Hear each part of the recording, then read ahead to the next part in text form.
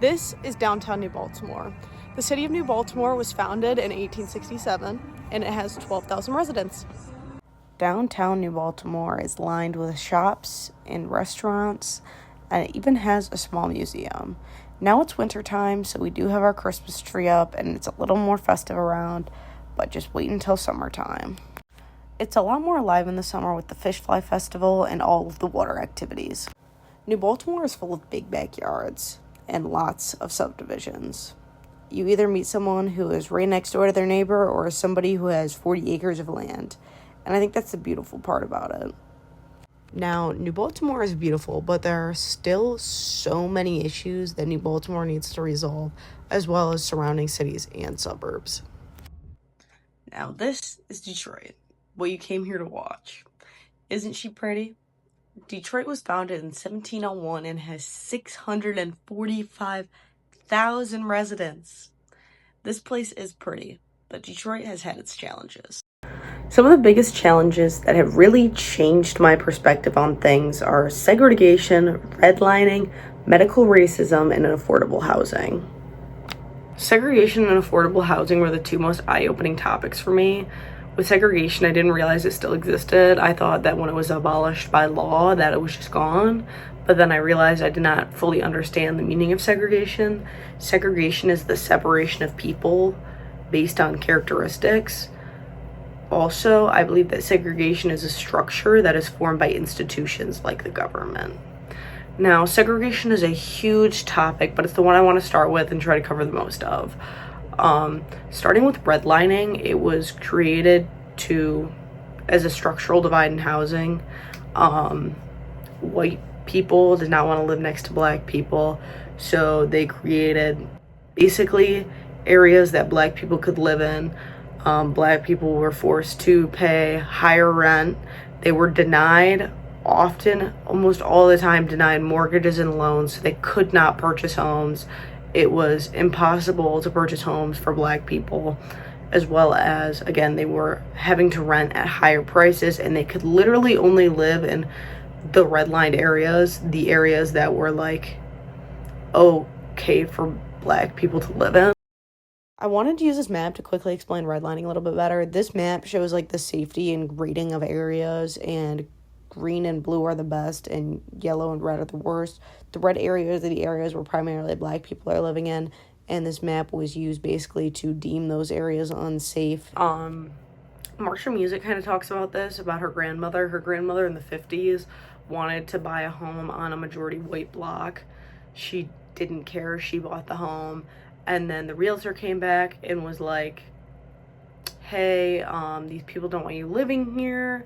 And she's like, yeah, I don't care. I already put a down payment on my house. I'm not moving. And then the realtor and the block club came back and said, hey, we'll pay your down payment and some for you to leave. So she did. She took her money, got some more, and she left. I believe that all of this is the beginning of residential segregation in Detroit, and it is majority of the worst parts of it, but obviously residential segregation is still being seen today. Then people started to move out of the suburbs, majority being white. This left a lot of vacant homes. People left in Detroit, majority black, were being put into poverty because they could not pay the taxes that were raised up since people moved away. People moved out, so their taxes were split a bunch of other people, and then soon enough people are paying insane taxes and they're not able to afford them. This created a structural wealth gap between people in Detroit and people outside of Detroit. Comparing to New Baltimore, most people who moved out of Detroit moved out before 1967 and after the 67 riots. Most people that moved into New Baltimore moved between 2010 and 2017. So a lot of the people that moved out of Detroit did not necessarily move to New Baltimore. Some of them probably did, a few select few, but a lot of people moved in between 2010 and 2017. Now, when looking at New Baltimore, I think it's very comparable to the Segregation by Design comic. when Jennifer and her husband Tom were looking for a house, they needed to be affordable, a quick commute to work, and have good schools. The first house they look at meets their first two needs, but it does not have good schools, and it has a public housing apartment complex down the street. Jen is not too happy about that. So Tom, when they're driving to the next home, is asking about the racial differences between the town, and the lady selling the home explained to him that segregation was built into the design, explains that freeways were built over people of color were living, and that almost everything that white people did not want around them was put into areas where black people lived, and that areas where black people were living were higher areas of poverty due to segregation, so they had less funding towards their schools and more public housing. And just over time, even as segregation was abolished, those effects were still left. This is kind of how Detroit and the suburbs are. Detroit has worse schools, and this is due to lack of funding. I mean, looking at New Baltimore, here is how much the average home makes. And looking at Detroit, this is how much the average home makes. I'm showing these because I can't remember the exact amount.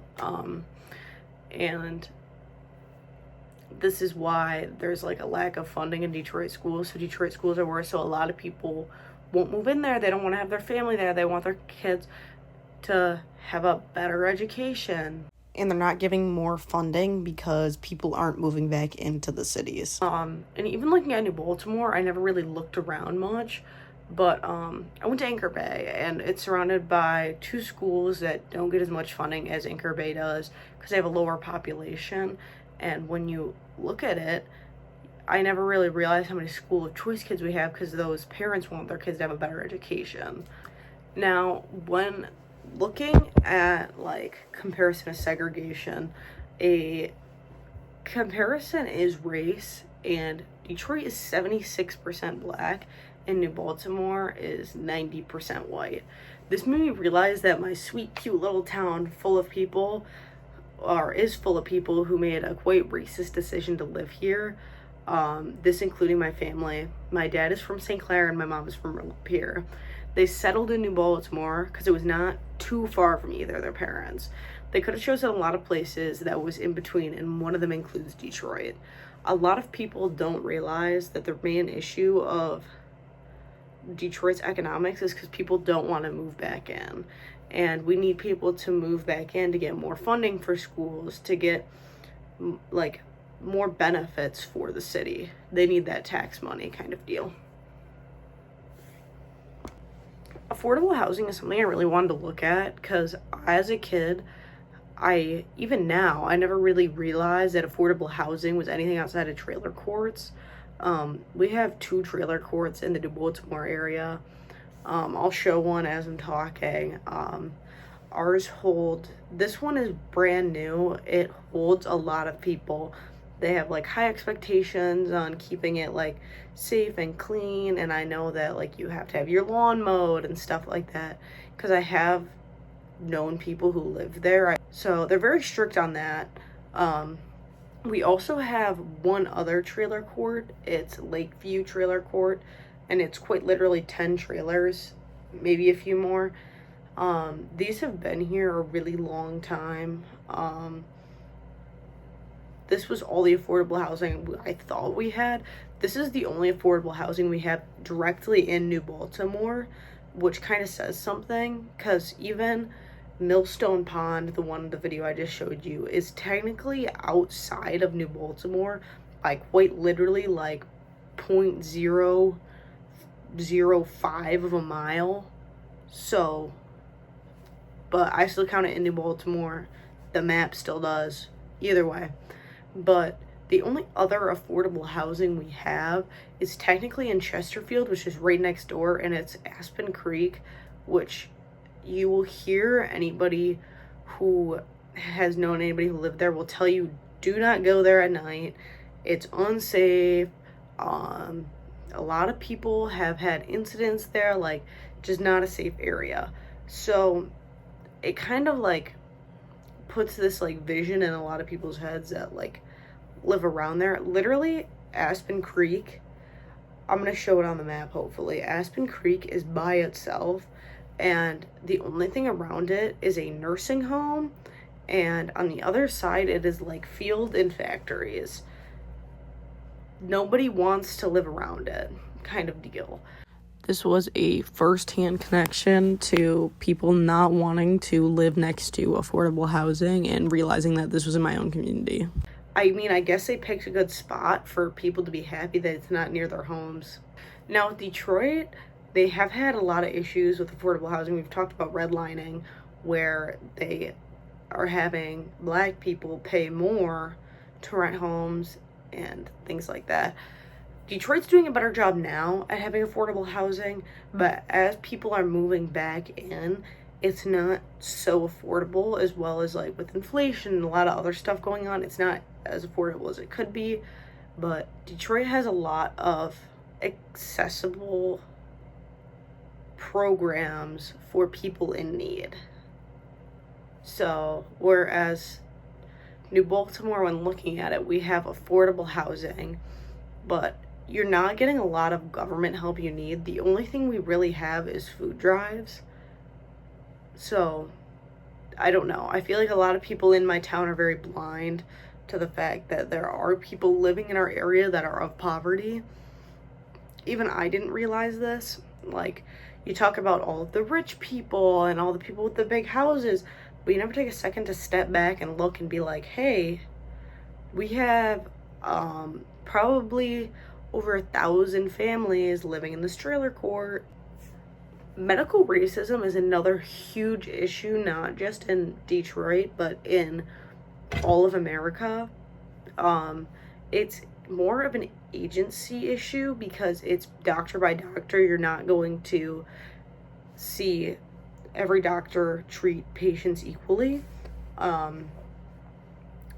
When looking at it, the most eye-opening fact I could find is women with breast cancer on Medicare and Medicaid are more likely to receive a mastectomy than a breast-conserving surgery.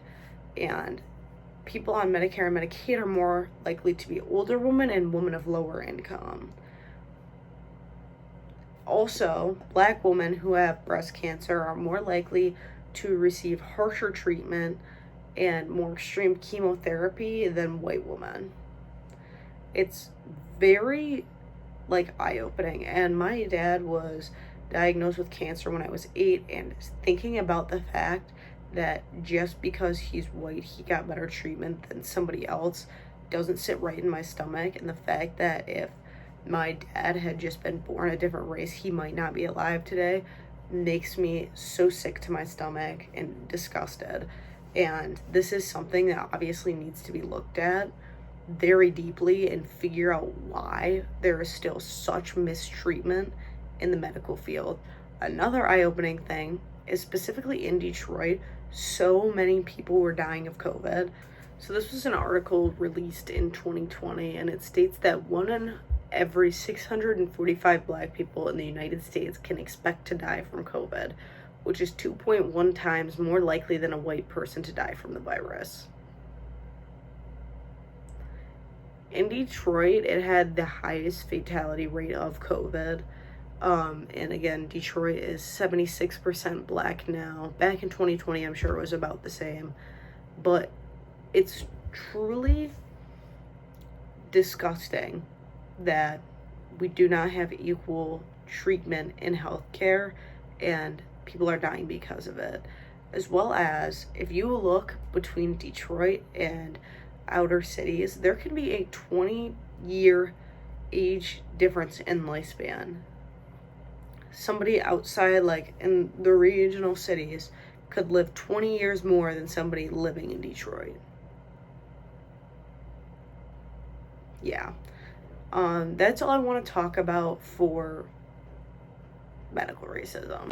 When looking at economic equity in Detroit, we find that it is 1.5 times more likely for African Americans to be unemployed, which is again another part of segregation and racism. It's So people are still being racist when hiring, which is ridiculous, as well as this just kind of is still implementing segregation. Even though it's abolished, it's still forcing black people to have less money. Black people don't have jobs, they're living in poverty. It's forcing the same ideas that we've had in the past, and we need to fix that. I have learned so much from this class, but here are some of my main takeaways that I have learned from this class. When looking at everything, I have overall learned that everyone is from a different place. Everyone is in a different financial state, different point in their life, has a different religion, different sexuality, different race. It's just all of these different things, and you're never going to fully understand that. And you should never treat someone with hate. You should only treat them with kindness. Now, when looking at segregation and racism and things like this in Detroit, I was so blind to it. It was actually kind of disturbing. I came here a lot as a kid, so much, and not knowing the issues is such a big part of the problem. We can't help fix our issues if people don't know that it's an issue in the first place. This class was so informative on that it really has like inspired me to do better. As again, I'm a middle-class white woman who lives in a suburb. I'm part of the problem. It really like kind of like irked me, like what my ancestors were like doing, and it makes me want to help solve the problem.